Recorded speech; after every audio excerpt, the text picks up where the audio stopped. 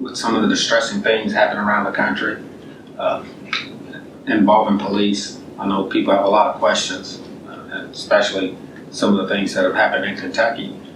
As a police officer, as a Kentuckian, as a father, as a citizen, some of these things concern me too.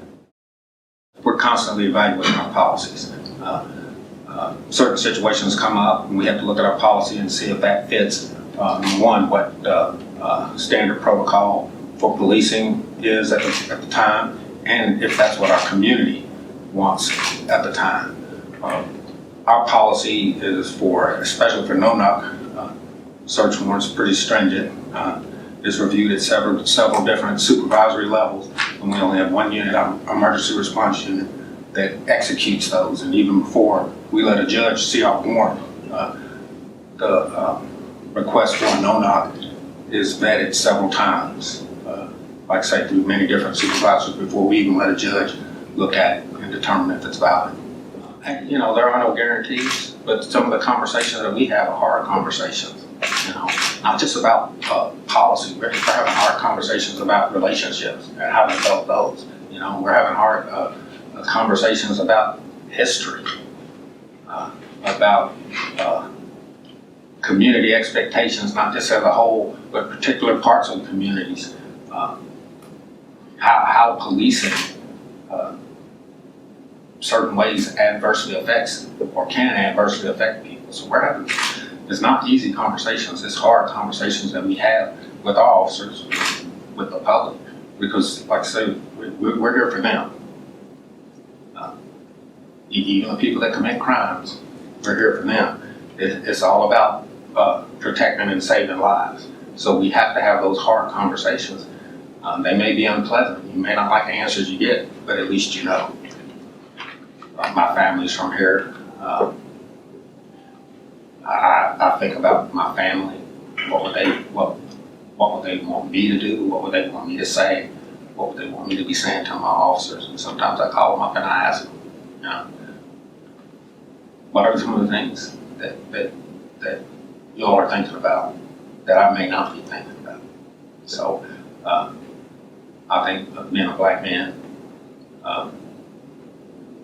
gives you a different perspective, but not the overall perspective, because I also have to think about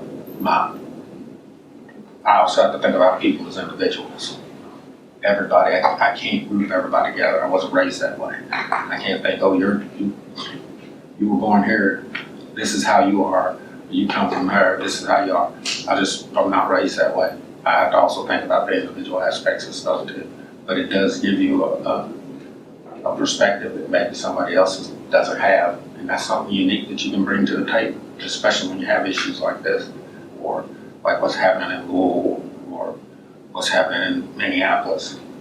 When you have issues like that you can bring to the table, this is why, you know, this is why people are upset, this is why people are angry. We try to maintain constant communication with the entire community, with the community leaders, with our council members, with our mayor, with our business, with the business community. All of those things come into play. And those are all people you need to bring to the table if something were to happen here, like what happened in Louisville.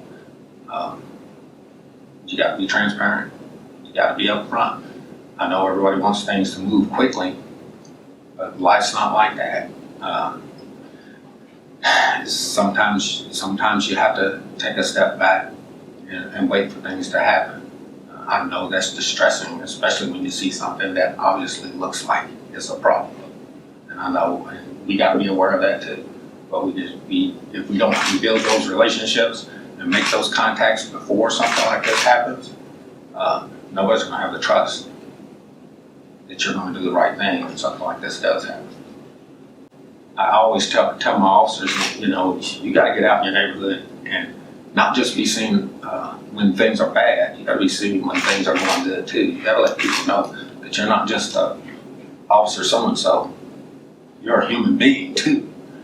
And that's what those are some of the things that we talk about. You got to laugh with people just as much as you got to cry with them. what's happening across the nation is there's widespread outrage from people of all walks of life.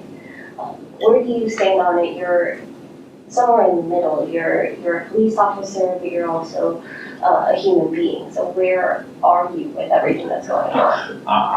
I'm not in the middle on any of that. My job is to protect and to serve, and that protect is to protect life. If somebody feels like